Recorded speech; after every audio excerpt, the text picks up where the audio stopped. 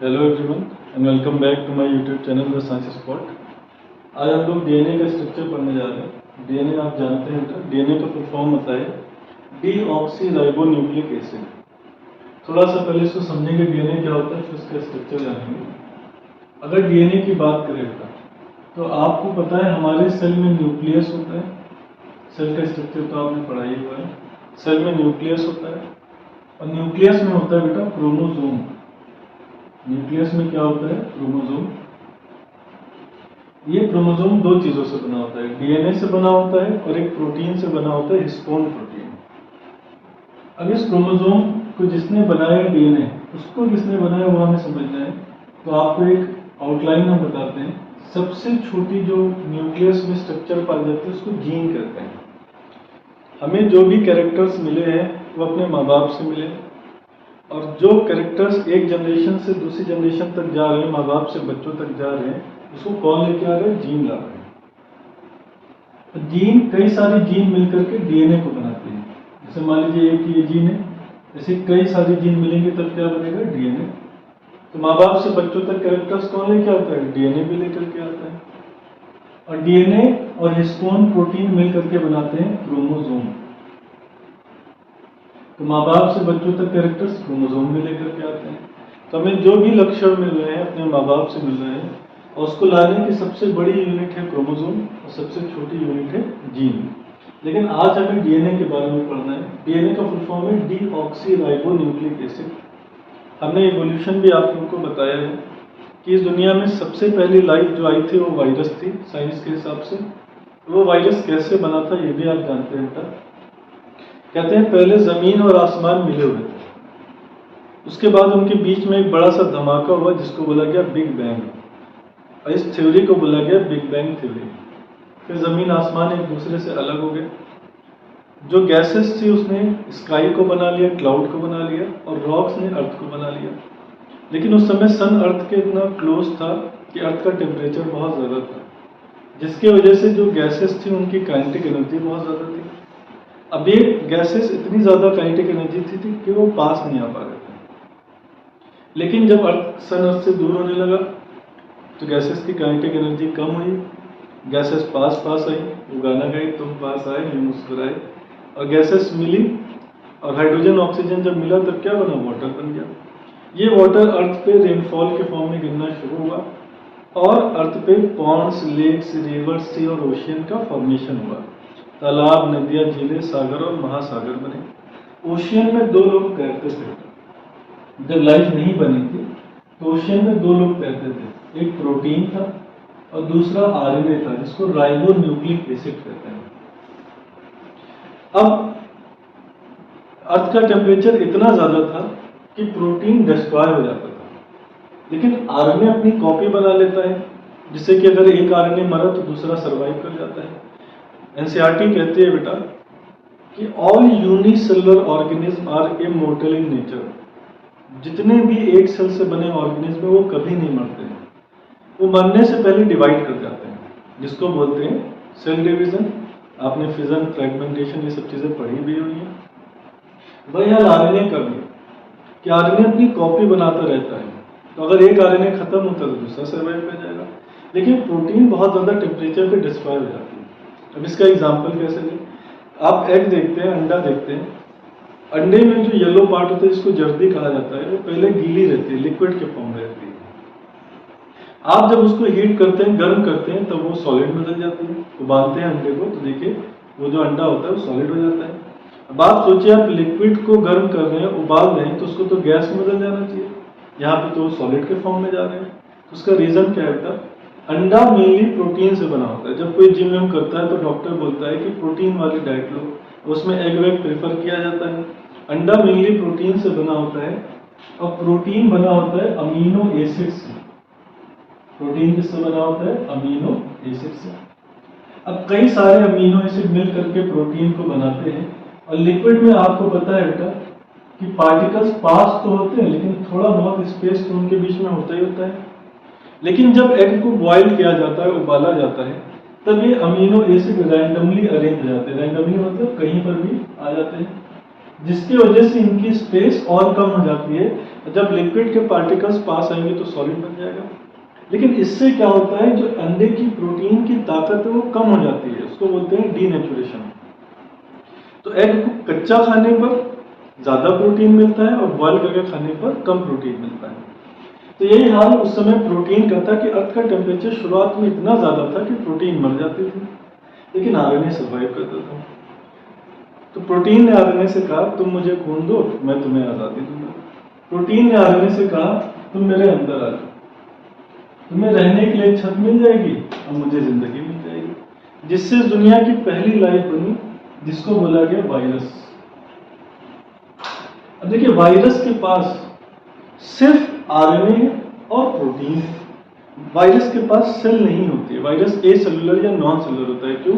क्योंकि सेल को बनाने के लिए सेल ऑर्गेनेल चाहिए, माइटोकॉन्ड्रिया, गोल्गी बॉडी, राइबोसोम।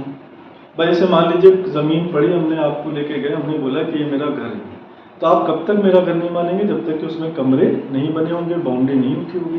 तो सेल बनाने के लिए भी सेल ऑर्गेनेल चाहिए, गोल्गी बॉडी, माइटोकॉन्ड्रिया, क्लोरोप्लास्ट। इसके अंदर कोई भी सेल ऑर्गेनेल नहीं, तो इसका मतलब वायरस के पास सेल नहीं होती है।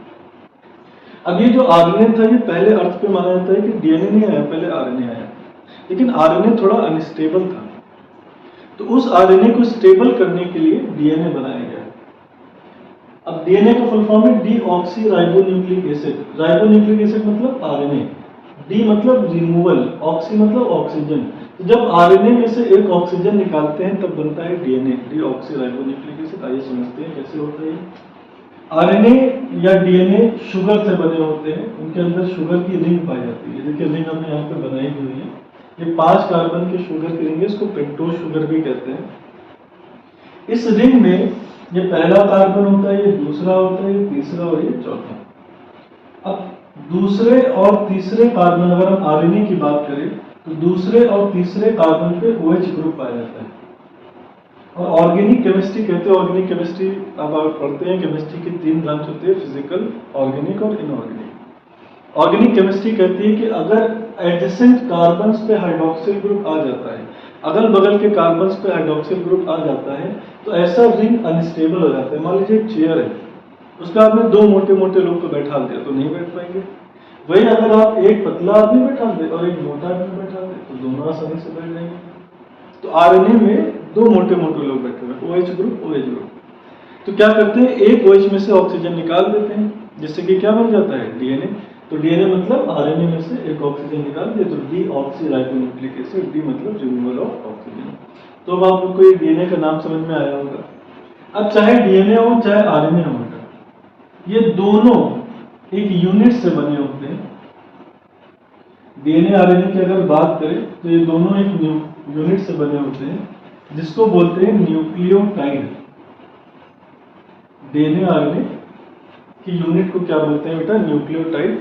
अब कई न्यूक्लियोटाइड डीएनए आरएनए को मिलकर बनाते हैं, इसलिए डीएनए आरएनए को कॉमनली बोलते हैं पॉलीन्यूक्लियोटाइड। डीएनए आरएनए कई सारे न्यूक्लियोटाइड से बने होते हैं, इसलिए दोनों को बोलते हैं पॉलीन्यूक्लियोटाइड। पॉली मतलब मेनी, कई सारे न्यूक्लियोटाइड होते हैं। साथ साथ डीएनए आरएनए न्यूक्लियस में पाए जाते हैं और एसिडिक होते हैं, इसलिए इनको बोलते हैं न्यूक्लिक एसिड। डीएनए आरएनए कैसे होते हैं, एसिडिक होते हैं और न्यूक्लियस में पाए जाते हैं। डीएनए पे चार्ज कैसा होता है बेटा, नेगेटिव चार्ज होता है। देखिए इसमें फॉस्फेट ग्रुप होते हैं, सबके नेगेटिव चार्ज होता है। अब जो एक यूनिट है न्यूक्लियोटाइड, वो 3 चीजों से बनी होती है। एक होता है nitrogenous base,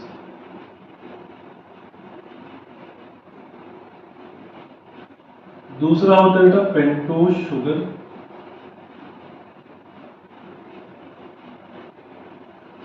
nitrogenous base, pentose sugar, और तीसरा होता है बेटा फॉस्फोरिक एसिड।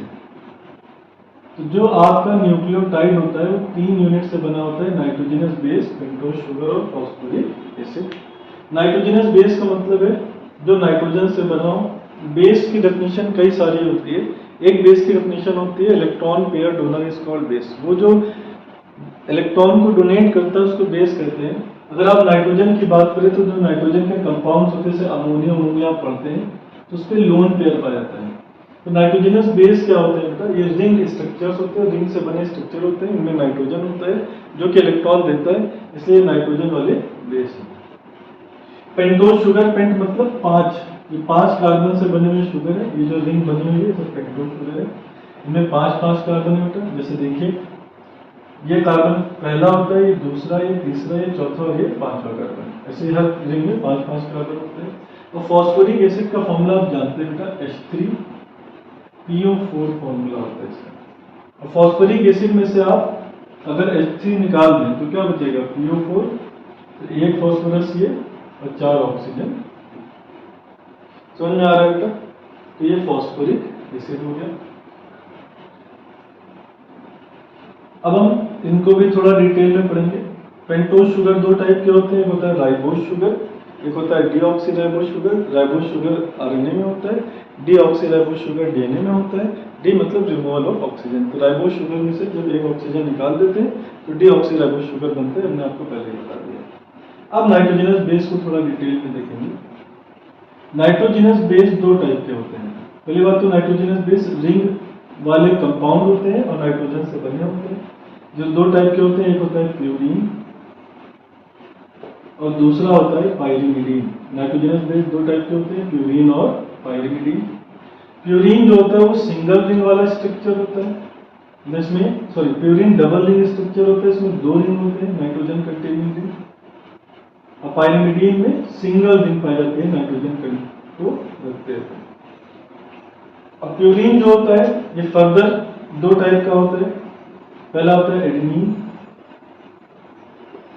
और दूसरा होता है ग्वानिन। ये दोनों डबल रिंग स्ट्रक्चर है, बस थोड़ा थोड़ा इनके स्ट्रक्चर में फर्क होगा। पाइरिमिडीन 3 टाइप के होते हैं, साइटोसिन, थाइमीन और यूरैसिल। साइटोसिन, थाइमीन और यूरैसिल। साइटोसिन, थाइमीन और यूरैसिल दोनों सेम चीज है। बस थाइमीन क्या होता है बेटा, जब यूरैसिल के 5वें कार्बन पर मेथिल ग्रुप जुड़ जाता है तब यूरैसिल बन जाता है। तो यूरैसिल का दूसरा नाम होता है 5-मेथिल यूरैसिल। थाइमीन का दूसरा नाम होता है 5-मेथिल यूरैसिल। 5वें कार्बन पर मेथिल ग्रुप जुड़ जाना। मेथिल ग्रुप क्या होता है, CH3 ग्रुप। आप ऑर्गेनिक केमिस्ट्री में पढ़ते हैं। तो चाहे डीएनए हो चाहे आरएनए हो, वो कई सारे न्यूक्लियोटाइड से बने होते हैं, इसलिए इनको पॉलीन्यूक्लियोटाइड कहते हैं। न्यूक्लियोटाइड में 3 यूनिट होती है, nitrogenous base, pentose sugar, phosphoric acid. Pentose sugar 5 carbon की रिंग है, फॉस्फोरिक एसिड का फॉर्मूला होता है H3PO4। और nitrogenous base nitrogen containing compound होते हैं जो इलेक्ट्रॉन देते हैं, इसलिए बेस की तरह बिहेव करते हैं। नाइट्रोजनस बेस 2 टाइप के होते हैं, प्यूरीन और पाइरिमिडीन।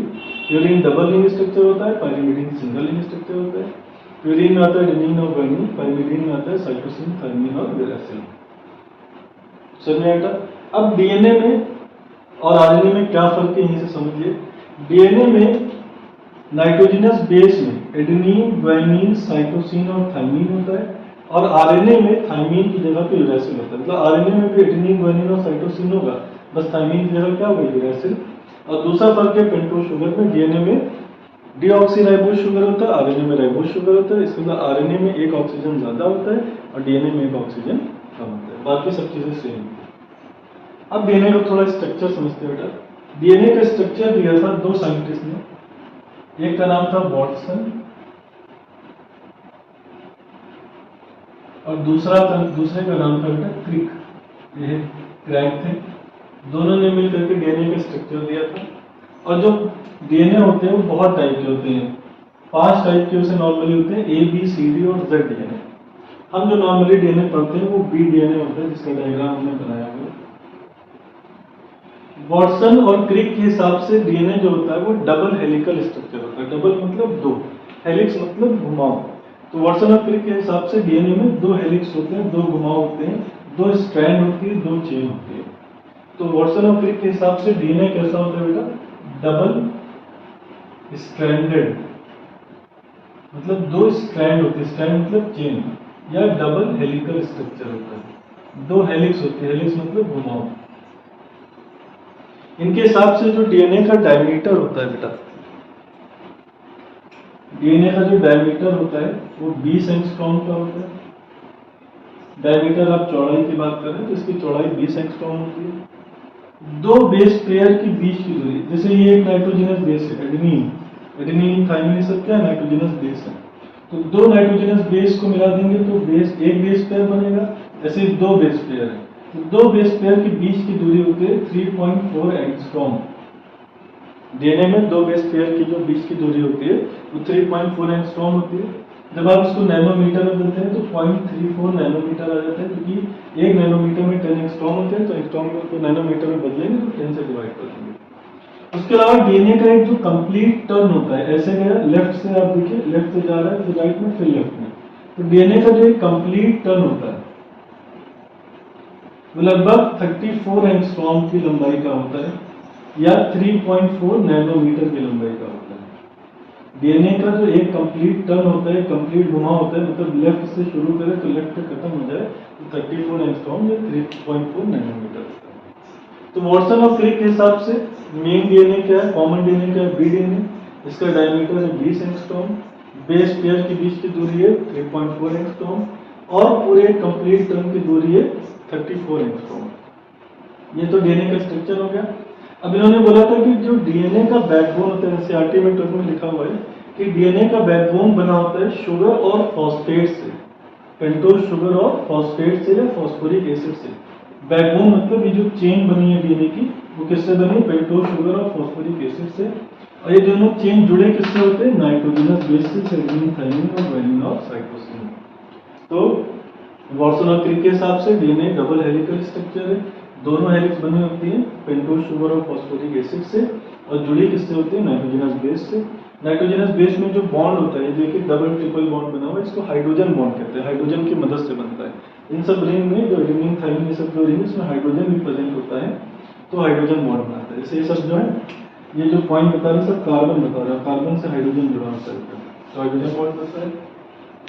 एडेनिन और थाइमिन के बीच में डबल बॉन्ड बनता है, और गुआनिन और साइटोसिन के बीच में हमेशा ट्रिपल बॉन्ड बनता है। एक चीज याद रखिएगा बेटा, बॉन्ड हमेशा प्यूरिन और पायरिमिडीन के बीच में बनता है। चारगाफ एक साइंटिस्ट ने, उन्हें ने बताया था, तो प्यूरिन जैसे एडेनिन, और हमेशा बॉन्ड बनता है एडेनिन थाइमिन के बीच में, गुआनिन और साइटोसिन के बीच में।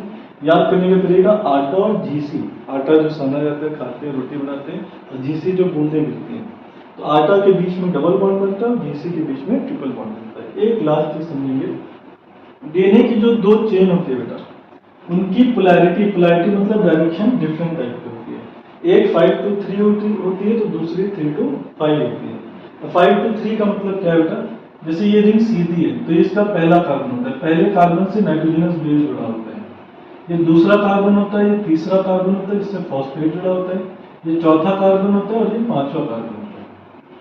फॉस्फेट जो फॉस्फोरिक एसिड है, और जो रिंग है, रिंग मतलब पेंटोज शुगर है, इसके बीच में जो बॉन्ड बनता है वो फिफ्थ कार्बन और फॉस्फेट के बीच में, जो रिंग का फिफ्थ कार्बन है, जैसे पहला, दूसरा, तीसरा, चौथा और पांचवा कार्बन। तो जो पेंटोज शुगर है ये, और जो फॉस्फोरिक एसिड है ये, इन दोनों के बीच में जो बॉन्ड बनता है बेटा, वो किसके किसके बीच में बनता है, पेंटोज शुगर के फिफ्थ कार्बन और फॉस्फेट के बीच में। और जो नाइट्रोजनस बेस होता है वो पेंटोज शुगर के पहले कार्बन से जुड़ा रहता है। बात समझ में आई? ये पहला कार्बन है, दूसरा है, तीसरा है, चौथा और ये पांचवा। तो ये कौन सा एंड है बेटा, 5' एंड है, पांचवा कार्बन है, 5' मतलब पांचवा कार्बन है। और देखिए नीचे जो रिंग बनी है उसका कौन सा कार्बन दिख रहा है, पहला, दूसरा और तीसरा, ये तीसरा कार्बन दिख रहा है। तो ऐसे जब नीचे चलते चले जाएंगे तो सबसे नीचे वाली रिंग पर थर्ड कार्बन दिखेगा आपको, पांचवा कार्बन एंगेज होगा, और सबसे ऊपर वाले रिंग पर पांचवा कार्बन फ्री दिखेगा और थर्ड कार्बन एंगेज होगा। ये कौन सा कार्बन है, थर्ड कार्बन। तो इसकी जो डायरेक्शन है वो 5 to 3 है। इसमें देखिए रिंग उल्टी बनी है, उल्टी बनी है मतलब ये पहला कार्बन है, ये दूसरा कार्बन है, तीसरा है, चौथा और पांचवा। इसमें देखिए तीसरा वाला जो एंड है, तीसरा कार्बन वो फ्री है, पांचवा कार्बन एंगेज है, और नीचे वाले में पांचवा कार्बन फ्री है और तीसरा वाला कार्बन एंगेज है, जैसे ये पहला, ये दूसरा, ये तीसरा, तीसरा कार्बन एंगेज है, पांचवा फ्री है। जिसकी डायरेक्शन 3' से 5' होगी। एरो हमेशा 5 to 3 दिखाते हैं, जब भी डीएनए बनता है तो हमेशा 5 to 3 बनता है, लेकिन डायरेक्शन अपोजिट होती है। तो डीएनए की जो दो स्ट्रैंड्स होती हैं उसमें एक की डायरेक्शन होती है 5' से 3' और दूसरे की डायरेक्शन होती है 3' से 5'। अब ये डायरेक्शन अपोजिट क्यों होती है, इसको पोलैरिटी भी कहते हैं। पोलैरिटी मतलब डायरेक्शन, इसमें अपोजिट पोलैरिटी होती है। क्यों? क्योंकि एक की रिंग सीधी होती है तो दूसरे की रिंग उल्टी होती है। अब उल्टी क्यों होगी? अगर ये सीधी होती तो पहला कार्बन यहाँ पे होता है, जिससे एक का नाइट्रोजनस बेस यहाँ होता है, दूसरे का यहाँ होता है, तो दोनों में बॉन्ड नहीं बन पाता, और बॉन्ड नाइट्रोजनस बेस के भी बनना है, दोनों को अपोजिट फेस करना चाहिए, आमने सामने, इसलिए रिंग उल्टी हो जाती है। अगर रिंग उल्टी हो जाएगी तो पोलैरिटी या डायरेक्शन अपोजिट हो जाएगा। तो ये डीएनए का स्ट्रक्चर हो गया था। तो सेल में न्यूक्लियस होता है, न्यूक्लियस में क्रोमोसोम होता है, क्रोमोसोम बना होता है डीएनए से, और डीएनए बना होता है जीन से। अब डीएनए और आरएनए को बोलते हैं पॉलीन्यूक्लियोटाइड, क्योंकि कई सारे न्यूक्लियोटाइड से बने होते हैं। न्यूक्लियोटाइड 3 चीजों से बना होता है, नाइट्रोजनस बेस, पेंटोज शुगर और फॉस्फोरिक एसिड। नाइट्रोजनस बेस और फॉस्फोरिक एसिड दोनों शुगर से जुड़े होते हैं। नाइट्रोजनस बेस 2 टाइप के होते हैं, प्यूरिन और पाइरिमिडीन। बॉन्ड हमेशा प्यूरिन और पाइरिमिडीन के बीच में होते हैं। एडेनिन थायमिन के बीच में डबल बॉन्ड, गुआनिन साइटोसिन के बीच में ट्रिपल बॉन्ड। हमेशा डीएनए में एडेनिन थायमिन सबसे लास्ट एंड पे होता है, क्योंकि जब डीएनए को खोलना होता है तो डबल बॉन्ड तोड़ना आसान होता है, ट्रिपल बॉन्ड तोड़ना मुश्किल होता है। डीएनए खुलता है क्यों? रेप्लिकेट होने के लिए, जैसे आरएनए कॉपी बनाते हैं, इससे डीएनए भी कॉपी बनाते हैं। मेन डीएनए भी डीएनए, उसका स्ट्रक्चर हमने आपको बता दिया है, इनकी पोलैरिटी या डायरेक्शन अपोजिट की होती है वो आपको बता दिया, और डीएनए का मॉडल दिया था वाटसन और क्रिक ने। तो होप आप लोग को मेरी वीडियो समझ में आई होगा। अगर वीडियो समझ में आई, पसंद आई तो लाइक शेयर कमेंट करें। जिन्होंने मेरे चैनल को सब्सक्राइब नहीं किया, सब्सक्राइब करें बेटा, और सपोर्ट करते रहें। अगर आप मेरी वीडियो को सपोर्ट करेंगे तो वीडियो रेगुलरली पढ़ते रहेंगे। थैंक यू बेटा।